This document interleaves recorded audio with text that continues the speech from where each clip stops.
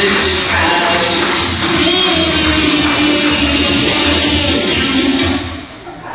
We may look good, but an onion with caramel is still an onion underneath. We may think the grass is greener on the other side, but I usually find that that grass is also over a septic tank. We may preach one thing to our family and friends, and we may not practice what we preach to others. Can I tell you a septic tank story of how good God is to me? I was married for 23 years, and my husband had an affair. Can you figure with this? He had an affair. I was just shocked. And if you sold a little filly, you were like, come on. How can you go from this to that? But God is good. How many know God is good? Okay, I'm going to tell you how good He is. Now, I do talk with Him. You know, He is the father of my daughter, and I must always be Christian and have the gift of forgiveness. But I also say, God, deal with him. And so Steve was working, and he was a bug man now. I guess he bugged me for years, so now he's working in that prophetic field. And he was walking around the house, and he didn't quite see where he was going, and he fell into a septic tank.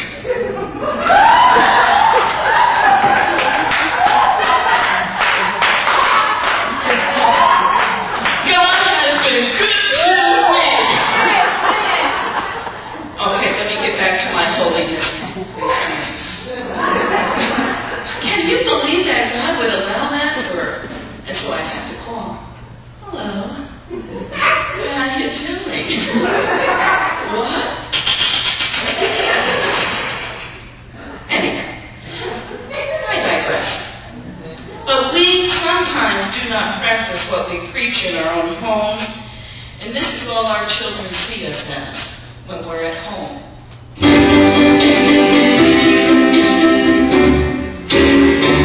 Oh, yes, I'm the great pretender.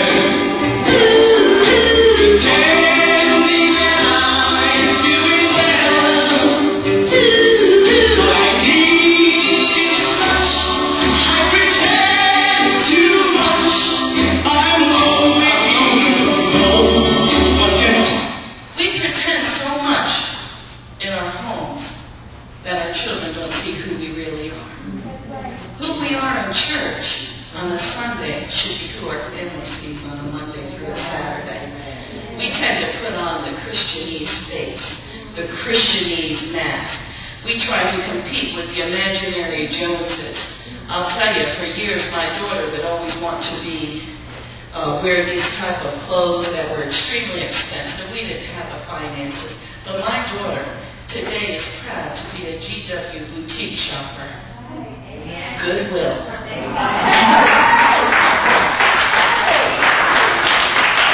There's nothing wrong with shopping there. There's nothing wrong with her getting a bargain there. I am not spending $135 on a shoe. Now, some of you might, I apologize, but here's the shoe shopper.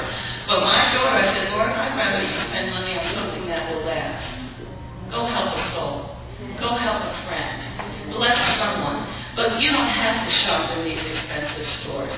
My clothes, I get cheap. I am a Payless shoe girl right now. Okay, I got my shoes on for $12.99. That's right. You know, but we so often think we have to be who we're not. I certainly cannot be Kim. Now, she does have my heavenly body, so I would like it back. Stop keeping it. But I would love to be able to bless her rather than me go out and get something that I really don't need, because if I look in my closet, I have plenty of clothes. Amen. I have plenty of shoes. If I have one pair of shoes, I have plenty of shoes. Amen. If I have one pair of pants, I have plenty of pants. Amen. We have to recognize it's not about the material things that we have in life. It's about the God that we know. But we so desperately try to compete with people, and we also compete within our own mind, because we don't think we measure up. Let me tell you, God loves me exactly the way I am, with the exact shape that I have, with the weight that I am, with the hair that I have. It doesn't matter. I am never going to be Barbie. Because aerodynamically, Barbie should not be able to stand anyway. She should be crawling on the floor according to her measurements. I am happy being, they say the average size of a woman is 14. I am proud to say I am above average in this field.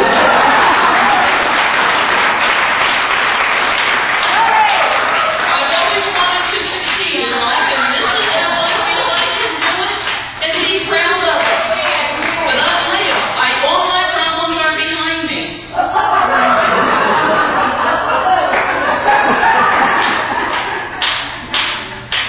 But it's all right.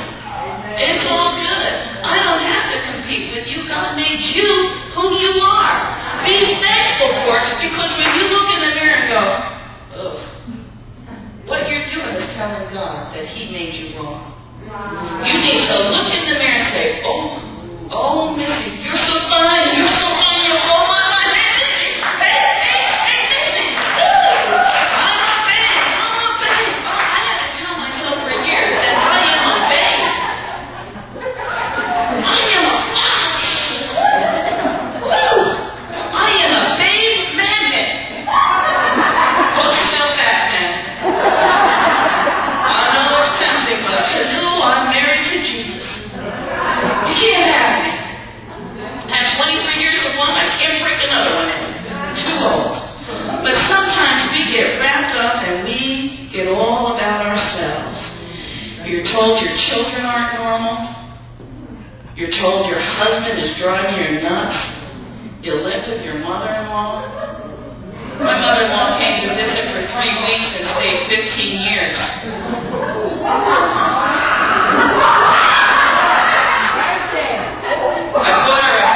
I bought her a chair, but she wouldn't plug it in.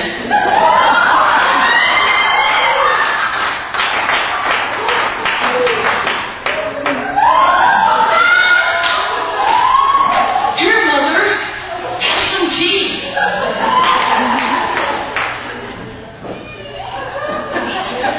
That's what you're going to have to tell me right now. Now this is going to take a second.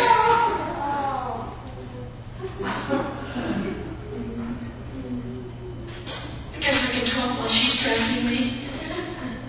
I've got to go a little faster than that, honey. Wait a second. You're putting them on backwards. For United streaming or whatever. Hi, my name's Missy. Okay. This is what my future's going to entail. I can see it now. My daughter, she's lifting me up. That's what they said last night. Do you think this is normal?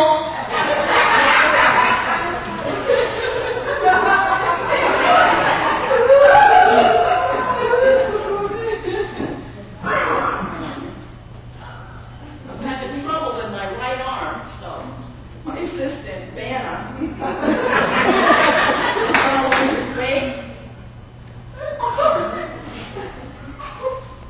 I wonder if Elvis had this trouble. Of course you do. Give me my glasses.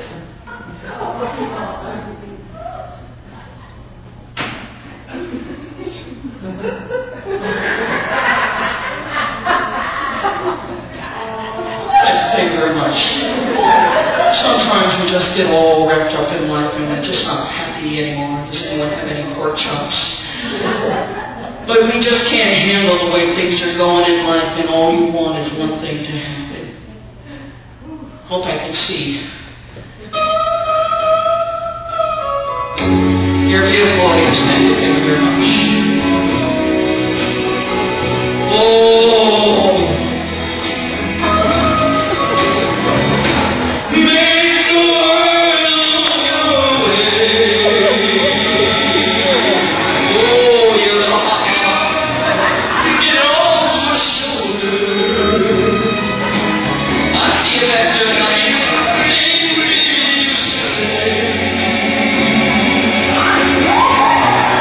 Oh!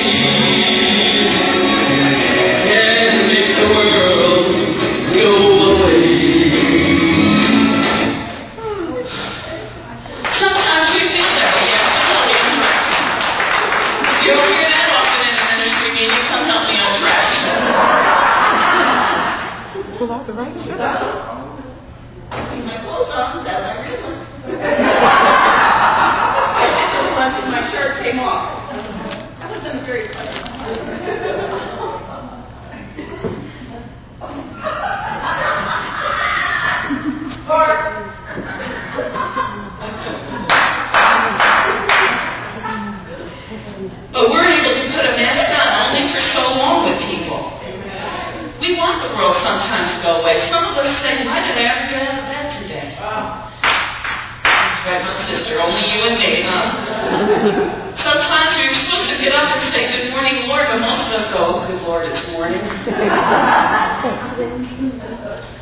Sometimes it's simple as someone asks you a question that is so simple and it causes you heartbreak. You know? What's going on with your children today? Oh, just break down and cry. How are the bills going? Can't pay anything this month. How many know we're in tough economic times? Yes. But it's not so tough that God can't get you through it. Because if you're going down on something, I want you to know I am going to be there to lift you up and help you. You know, we have in our church, we have lifetime sisters.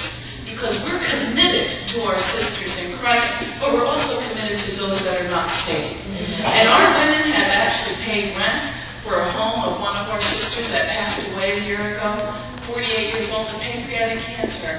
The other sister said, we can't pay the rent on the house. My ladies came together and in 10 minutes paid the rent. That's what it's all about. And even that same sister, I spent 10 weeks sleeping on a chair next to her bed all night holding her hand.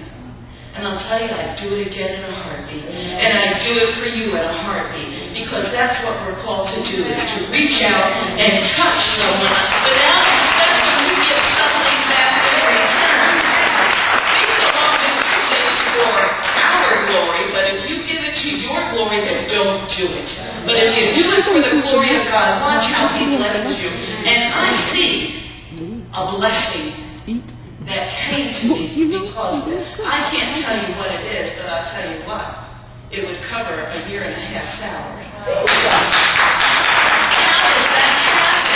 It's not for allowing God to use you when you're exhausted and sleeping on a chair or not sleeping and still working a full day and not missing one day of work.